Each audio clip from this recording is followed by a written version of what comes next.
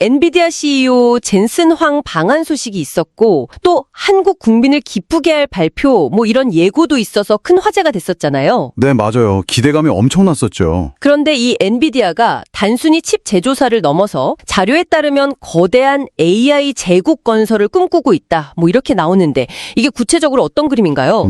많은 분들이 엔비디아를 그냥 AI 칩 잘 만드는 회사, 뭐 이 정도로만 생각하기 쉬운데요. 자료들을 좀 종합해서 보면 그건 시작 단계에 불과하다는 거죠. 그러니까 1단계가 AI 연산 능력을 제공하는 반도체 공급이었다면요. 2단계는 이 칩들을 쫙 모아서 AI 개발이나 운영을 위한 데이터 센터, 그러니까 클라우드 서비스를 구축하는 겁니다. 아, 클라우드 서비스까지? 네. 그리고 최종 3단계 목표는 이 모든 인프라를 기반으로 해서 현실 세계랑 상호작용하는 AI 디바이스요. 예를 들면 자율주행차나 오늘 저희가 집중적으로 다룰 휴머노이드 로봇, 이런 시장까지 장악하겠다는 겁니다. 이게 바로 그 피지컬 AI라는 개념인데요.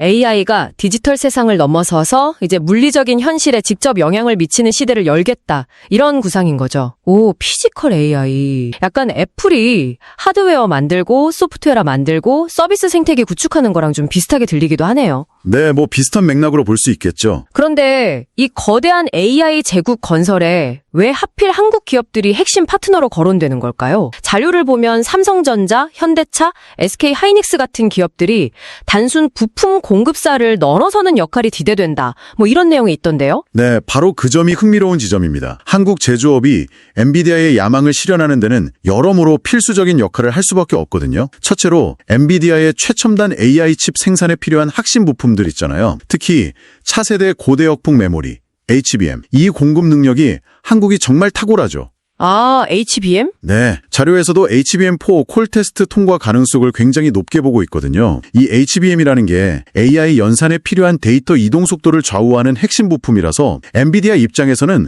안정적인 공급처 확보가 정말 뭐랄까 사활이 걸린 문제인 거죠. 아, 그러니까 HBM4 같은 고성능 메모리 공급 능력이 엔비디아 AI 전략의 어떤 발목을 잡을 수도 있고 아니면 확 날개를 달아줄 수도 있는 그런 거군요. 정확합니다. 그리고 둘째로는 엔비디아가 데이터 센터 사업을 확장하면서 클라우드 서비스를 이용할 대규모 고객이 필요하잖아요. 그렇죠. 근데 자체적으로 AI 역량을 강화하려는 한국의 대기업들, 바로 이 기업들이 잠재 고객이 되는 거고요. 아하. 셋째, 엔비디아가 말씀드린 피지컬 AI 시대를 열기 위해서 로봇이나 자율주행차 같은 최종 디바이스 생산으로 나아갈 때 한국 기업들의 그 뛰어난 제조 역량, 그리고 글로벌 공급망 관리 능력, 이런 게 꼭 필요하게 됩니다. 네. 심지어는 엔비디아가 설계한 칩을 위탁 생산을 파운드리 파트너로서의 가능성까지도 열려 있는 거고요. 위탁 생산까지요? 네. 그리고 마지막으로 언급되는 게 AI 팩토리 협력인데요. 이건 단순 부품 공급을 넘어서는 거예요. 아예 AI 기반의 스마트 팩토리를 함께 구축하는 훨씬 더 깊은 차원의 파트너십을 의미하는 거죠. 와, 그러니까 엔비디아에게 한국 기업들은 그냥 부품 사고나 파는 관계가 아니라 클라우드 고객이면서 동시에 로봇이나 부품 공급자, 또 잠재적인 생산 기지까지 될 수 있는 정말 다층적인 파트너라는 거네요. 네, 그렇죠. 그래서 젠슨 황이 그렇게 한국 시장의 중요성을 계속 강조했던 거군요. 네, 그런 맥락에서 충분히 이해할 수 있습니다. 그리고 이 다층적 관계의 정점에 현재 가장 뜨거운 테마로 떠오르는 것, 이게 바로 휴머노이드 로봇인 거죠. 맞아요. 자료에서도 현재 로봇 관련주 상승의 핵심 동력으로 휴머노이드를 딱 지목하고 있더라고요. 정말 흥미로운 건 지난달에 젠슨 황 자녀들이 한국을 찾았다고 하는데 이분들이 엔비디아 내에서 로보틱스 분야의 핵심 인력이고 방한 목적 중 하나가 휴머노이드 관련 사업 현장 점검하고 컨퍼런스 참석이었다는 거예요. 이건 뭐 엔비디아가 이 분야에 얼마나 진심인지 보여주는 대목 아닐까요? 그렇습니다. 휴머노이드 로봇이 왜 이렇게 중요하게 부각되냐면요. 기존 산업용 로봇하고는 좀 달라요. 인간이랑 같은 환경에서 다양한 작업을 수행할 수 있기 때문입니다. 당장 현대차 같은 기업은 공장 자동화를 넘어서서 인간형 로봇을 생산 라인에 투입하는 걸 고려하고 있거든요. 이게 또 고령화 사회 노동력 부족 문제에 대한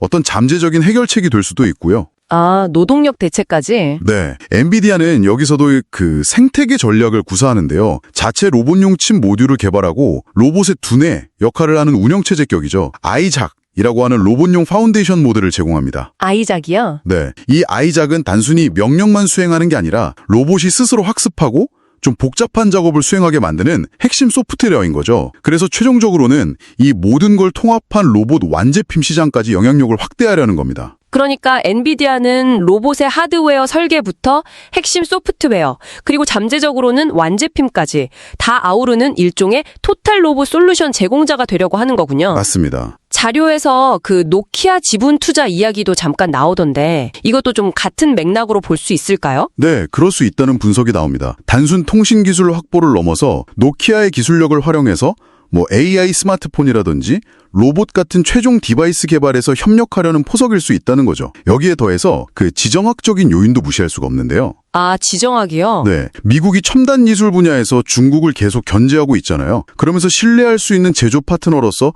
한국의 전략적인 가치가 더욱 부각되고 있다. 이 점도 자료는 지적하고 있습니다. 와, 정말 여러 요인이 복합적으로 작용하는군요. 자료에서는 또 글로벌 선두 휴머노이드 기업들의 양산 시점이 내년 상반기로 임박했다 이렇게 분석하는데요. 그럼 지금까지는 기대감으로 주가가 움직였다면 이제는 실제 누가 누구한테 부품을 공급하냐, 누가 위탁 생산을 맡냐 하는 이 공급 계약 이슈가 시장의 핵심 동력이 될 거다 이렇게 예측하는 거네요. 네, 맞습니다. 바로 이 지점에서 한국 기업들의 역할이 더욱 구체화될 것으로 기대되는 거죠. 예를 들어서 테슬라의 옵티머스나 엔비디아 협력사들의 휴머노이드 로봇이 본격적으로 양산에 들어갈 때 삼성전자나 현대차 그룹 같은 국내 대기업들이 그 로봇 완제품의 위탁 생산, CMO를 맡거나 혹은 위탁 생산이요? 네, 아니면 로봇의 눈 역할을 하는 카메라 모듈, 주변 환경 감지하는 센서, 정교한 작업 수행하는 로봇 손이랑 발, 그리고 로봇의 심장인 배터리 같은 이런 핵심 부품들요. 이걸 공급할 가능성이 크다는 분석입니다. 아하. 그러니까 기존의 자동차나 스마트폰 부품 공급망을 로봇 산업으로 확장하거나 전환하는 어마어마한 기회가 열릴 수 있다는 거죠. 그렇군요. 이런 거대한 흐름 속에서 자료는 구체적으로 어떤 국내 로봇 기업들을 주목하고 있나요? 좀 알려주시죠. 네, 대표적으로 두 곳이 언급되는데요. 첫 번째는 레인보우 로보틱스입니다. 아, 레인보우 로보틱스. 삼성전자 인수 얘기 나왔던 곳이죠? 네, 맞습니다. 그 인수 추진 소식 이후에 주가가 한때 40배까지 치솟았던 전력이 있죠. 물론 최근에는 다소 주춤했지만요. 자료에 따르면 외국계 증권사들의 관심이 계속 이어지고 있고 다시 로봇 대장주로서 수급이 집중될 가능성도 제기되고 있습니다. 아니, 40배라니 정말 엄청났네요. 근데 구체적으로 어떤 강점 때문에 그렇게 주목을 받는 걸까요? 레인보우 로보틱스는 단순히 협동 로봇뿐만 아니라 방산이나 의료용 로봇으로 사업 영역을 확장하면서 단기적으로 매출 10배 성장을 목표로 하고 있거든요. 10배요? 네, 특히 휴머노이드 로봇 분야에서 세계적인 기술력을 이미 갖추고 있으면서도 중국 기업 수준의 가격 경쟁력을 갖춘 로봇을 출시하겠다.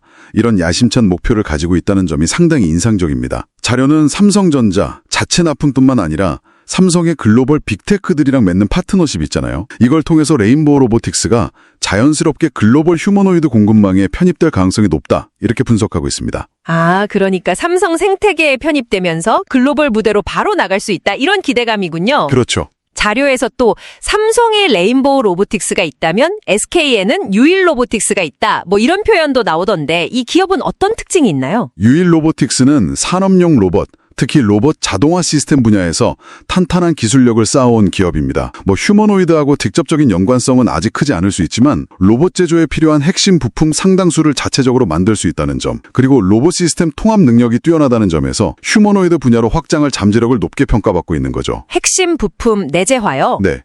실제로 자료에 따르면 SK그룹하고 휴머노이드 공동 개발을 진행 중이고요. 최근에 신공장을 준공해서 생산 능력을 무려 10배나 확대했다고 해요. 그래서 향후 SK그룹과의 시너지를 통한 매출 급증을 기대하고 있다. 이런 내용이 담겨 있습니다. 아, 생산 능력을 10배마요? 대단하네요. 그럼 두 기업 모두 각각 삼성, SK라는 이 거대 기업과의 연결고리가 핵심 포인트로 작용하는 셈이네요. 네, 바로 그 점이 자료에서 중요하게 다루는 부분입니다. 이 기업들이 단순히 개별 회사로서 성장하는 걸 넘어서서요. 삼성과 SK라는 그룹 차원의 지원, 또 네트워크를 통해서 기술 개발이나 생산 능력 확보, 그리고 글로벌 시장 진출에 있어서 상당히 유리한 고지를 선점할 수 있다. 이런 기대감이 깔려 있는 거죠. 이건 앞으로 펼쳐질 휴머노이드 로봇 생태계 경쟁에서 이 기업들이 과연 어떤 핵심적인 역할을 수행할 것인가, 여기에 대한 중요한 질문을 던지게 합니다. 네, 단순히 부품 공급사나 하청 생산에 머물 것인가, 아니면 정말 핵심적인 파트너로 발돋움할 것인가는 점이죠. 자, 오늘 살펴본 내용들을 좀 정리해 보죠.